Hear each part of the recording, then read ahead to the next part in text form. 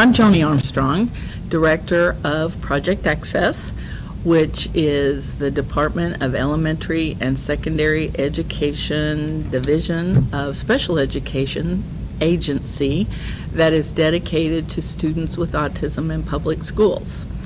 I have joining me here today my colleague Terry Carrington, who's an autism resource specialist and the Associate Director of Project Access, as well as a speech and language pathologist.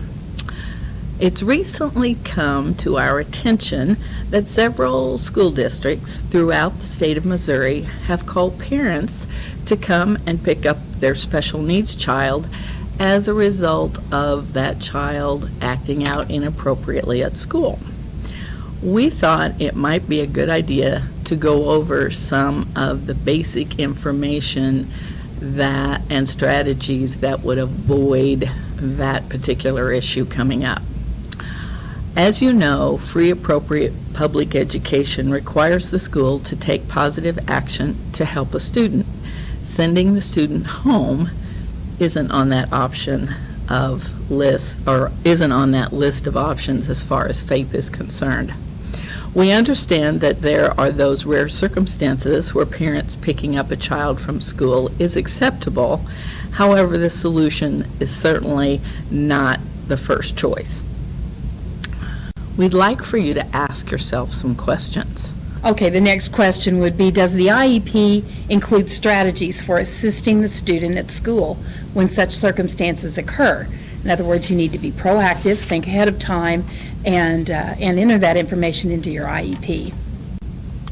Another question would include, if the IEP does have these strategies listed, are they being implemented, or are they possibly being ignored, forgotten, or perhaps staff, both teaching and or supporting the student, they haven't been informed of these intervention strategies? A lot of times your job in dealing with kids with behavioral issues is making sure that your staff has the proper training and that you've taken the time to manage that so that your strategies can be implemented with fidelity. If everybody's not on the same page, that's a problem, and it won't be implemented consistently. There's a list of reasons that we feel keeping the student at school is going to be your best bet. Number one, suspending or sending home a student is unproductive for the student. He misses important school time, he misses out on assignments, he misses out on the activities that he's engaged in with other students, and I'm going to jump ahead of myself a little bit, but it doesn't take very long for a student to realize that if there are certain behaviors he or she engages in, if that's a ticket home, that's a ticket home. Absolutely. Some students, the basis of their misbehavior is avoidance of school tasks or work, and if they can figure out a way to avoid that, you've sort of shot yourself in the foot. So you want to make sure that suspension is not a strategy that you're using that actually will cause that behavior challenge to continue. In other words, don't reinforce the behavior by giving the student what they want in terms of getting out of school or avoiding schoolwork. And as Terry was saying, suspensions aren't an effective deterrent for many kids. In fact, they are just the opposite. They're an affirmative action that the child is not going to see it as a significant consequence. They're going to see it as a reward and do whatever's necessary in order for them to be able to allow to be called so they can go home. Providing alternatives to suspension can be more effective in getting students' behavior to change, and we have several alternatives that through our research we've listed, and we'll go through those with you. There are many alternatives that motivate students much better than suspending or sending them home, and the collateral benefit of that is you'll have happier parents.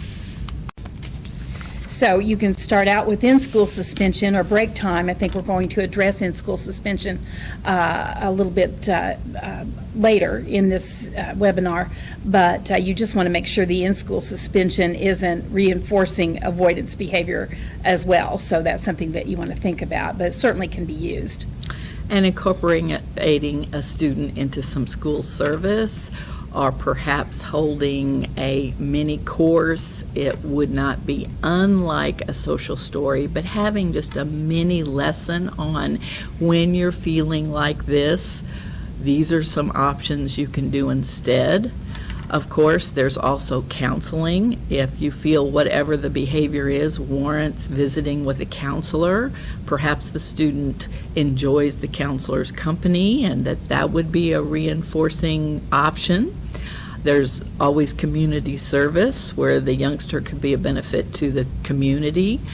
There's behavior monitoring. There's restitution where it's more of a consequence behavior. There's problem solving, or you could have a behavior contract that if this happens, then you will do this kind of thing, first this, then that. There's alternative programming. Have you looked at your programming lately? Is what you're asking him to do appropriate and within his skill abilities? And then, of course, you've got your more traditional loss of privileges. There's also timeout, and then there's detention, which can be before or after school. And there's also a mentoring process where you can assign a youngster to be with a teacher, or like I mentioned earlier, a counselor or some other staff member before or after school to go over some of these situations where when behavior gets out of control, we have a plan and other staff has been informed and is aware of what the plan is. So here are some possible ways to address the challenging behaviors, some things that you might ask yourself. Is your physical environment in your classroom designed to prevent a sensory overload for students?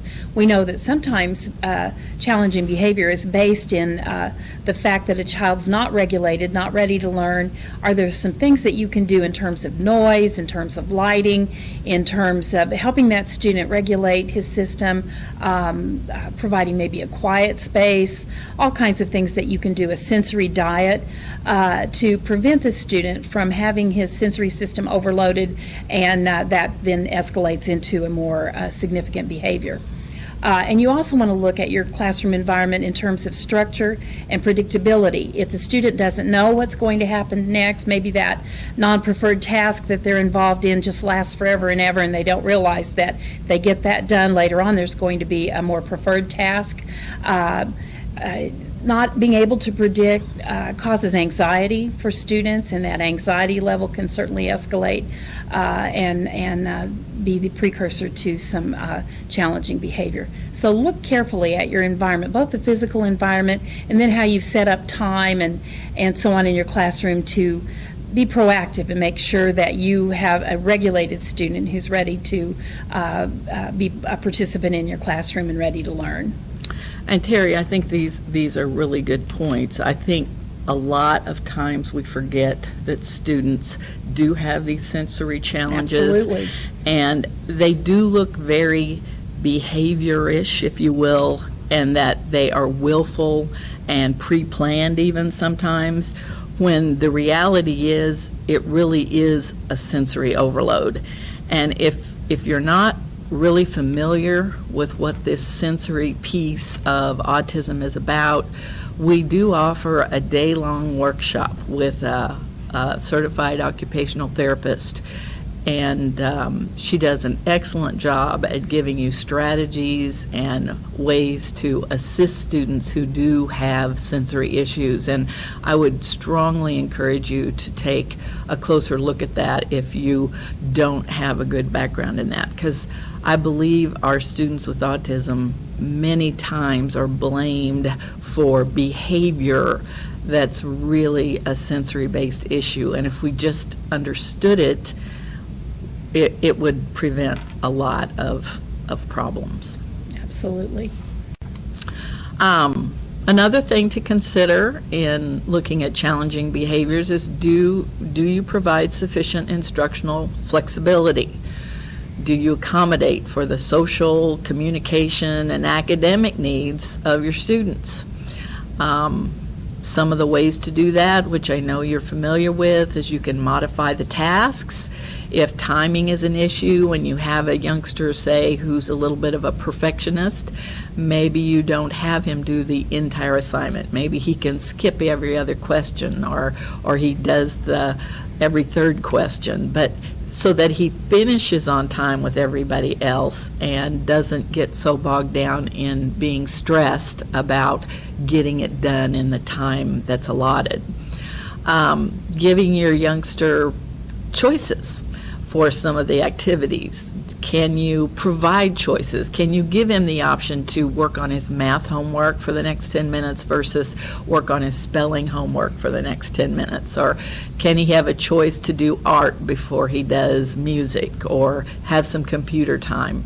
But look at the choices that you provide for your students. You know, Joni, there's lots and lots of research out there that shows that providing choices or choice-making opportunities is powerful for our students. So if you provide two choices, both of them are okay with you, he gets to choose which one he does first, yay, that's Right, great. and it doesn't put your student in charge. No. It just gives him the illusion of having some control. You're making the choice. Do you want green beans or do you want corn?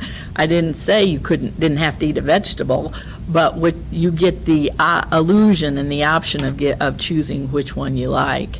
And then providing timed breaks. You know, if a youngster does a good job and he asks for a break in an appropriate manner, you provide that. It doesn't have to be for 25 minutes. It can be for a minute and a half, and then it's time to get back to work. Do you provide appropriate supports to increase students' active participation? In other words, are you providing things like visual supports? You know, what we hear goes away immediately, but if you've got those visual supports showing maybe a task broken down, where this is what you do first in a picture, this is what you do next, this is what it looks like when you're done. Work systems where you have work that a child can do independently. They get it out, they work on it, they put it back up, they learn to use that system. You're teaching some independence. And then the use of social stories. Social stories are, or social narratives, are individually written stories that tell a child what the expected behavior is in whatever circumstance. We're going on a field trip to McDonald's. What is the expected behavior? And this is often giving children information that they literally don't know. Our kids with autism and with other developmental disabilities often don't just get that social information by osmosis. They need to have that explained to them, and social narratives, social stories are a good way to do that. Another thing to remember or to ask yourself is, are you providing students with autism or any other disability, or even your general education students, an activity schedule that brings predictability and structure to their day and to assist with transitions? You all know that persons with autism sometimes have difficulty in switching from one task to another. But there's not anybody on the planet that doesn't enjoy knowing what's next. That when I'm finished with this, then I get to move on to what? How many times do you go back and check your calendar to make sure that your dentist appointment is still at 2 o'clock on Thursday afternoon? I know you check it a lot more than one time, and it just alleviates that stress. It gives a sense of confidence and, like I say, being in control of the situation. Do you prepare your students in advance for transitions between activities? We're going to do math now. Next, we'll be doing reading. Between settings, we're in our regular ed classroom right now. Next, we'll be going to music. And to help them cope with any unanticipated changes. Our kids don't deal well with surprises, and if you can give a little advance warning, you know, Miss So-and-so, your speech teacher, is not going to be here today, so you won't be having speech. Let that child even help you change his activity or visual schedule so that they buy into that change. And this eliminates a lot of difficulty because, again, our students with autism and other developmental disabilities often have a great deal of difficulty with transitions. Do you try to stay ahead of the meltdown by watching the precursor behaviors? I'm sure you've all have heard of the ABC chart, antecedent behavior consequence. What we're talking about here are the antecedent behaviors. Does your student give you some subtle or maybe not so subtle warning signs that, my fuse is short, and if we don't have some kind of intervention or stop place here, I'm gonna reach the top of the chart here, and I'm gonna start behaving in ways that neither one of us are gonna be happy with. So make sure that you really observe and have some kind of idea. Is there anything that gives you any pre-warning that the meltdown is just around the corner? That's when you intervene, right at the beginning of that behavioral escalation, rather than waiting for it to get out of hand. Do you provide an escape strategy for the student to take a break and to calm down if he appears to be approaching a meltdown? Sometimes those things we know that's going to happen. The kid maybe starts humming, or they're making some sounds, swinging their legs, clenching their fists, their face gets red, whatever. When you see that happen, hey, why don't you go over to the office area in our classroom and work for a while, or take this book down to the office. Something to just break up that escalating behavior chain will be very helpful. Do you have a safe space in your classroom where when your student does begin to show signs of needing a break, that you can offer him to go over into the library part of the room, or why don't you go into the carpet area, or why don't you just turn your chair around and take a little break and read a book or something, but giving him a place in the classroom that's safe to just let go and relax for a minute. Do you use any of the following calming techniques to reduce stress and anxiety for your students? For example, can you play music? Sometimes that's calming for students. Absolutely physical exercise, getting up and moving around often is very helpful. Some classrooms even use yoga therapy. I know of an after-school program where they do some yoga a couple of days a week, and that can be very calming. And it teaches kids strategies often to help them self-monitor and help them learn to calm themselves, which is a gift. If a child can grow up and learn that when they get in that post-secondary setting, when they're out working or in college or some other training program, if they know some ways that they can calm themselves down, you've really taught them something helpful. And don't forget on that calming down too, as far as the music and that kind of thing, you don't have to use those over-the-ear headphones anymore. If your youngster can tolerate the in-ear music buds, I mean, it's very unnoticeable. And after you've given your assignment, if the youngster wants to put his earbuds in and listen to some music while he's doing his work, that can have, like Terry said, a very calming effect on your youngster of being able to maintain his anxiety levels. Pre-established de-escalation procedure.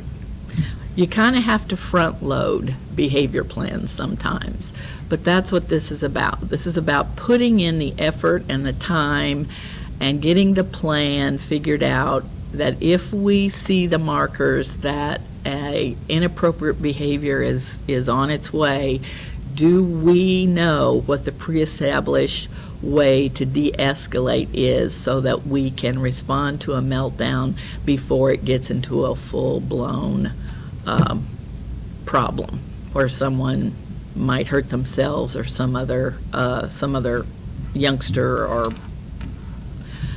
furniture or whatever.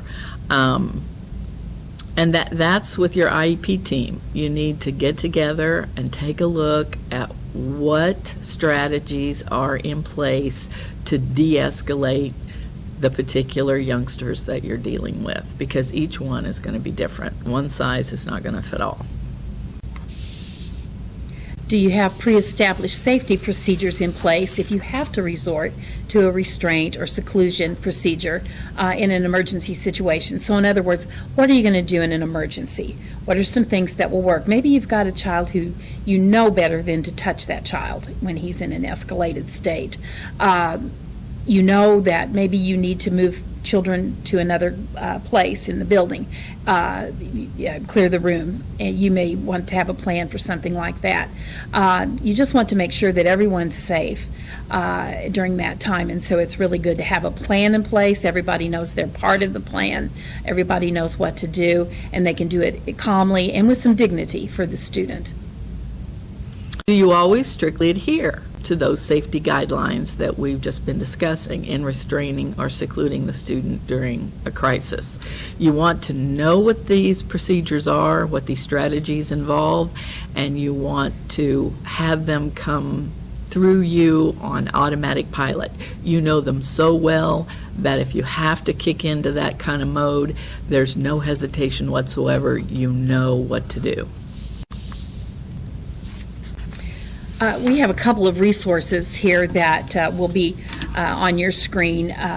One is an article that we found on the internet and on positive behavioral supports, so you'll want to look at that. And then another one is a book that we've really enjoyed called Positive Behavioral Intervention for Students with Autism, A Practical Guide to Avoiding the Legal Risks of Seclusion and Restraint, and that's by LRP Publications. So you may also want to check into that resource. She's got some really good information in there. And then also, please don't, if you have any other questions or any concerns, please feel free to contact myself. Again, that's Joan Armstrong at MissouriState.edu or T. Carrington at MissouriState.edu. And of course, you can always go to Project Access and write whatever concerns or questions you have, and we'll be more than happy to assist you in any way that we can to help with any kind of behavior issues with your youngsters if you have concerns or questions. We appreciate your time today, and thank you very much.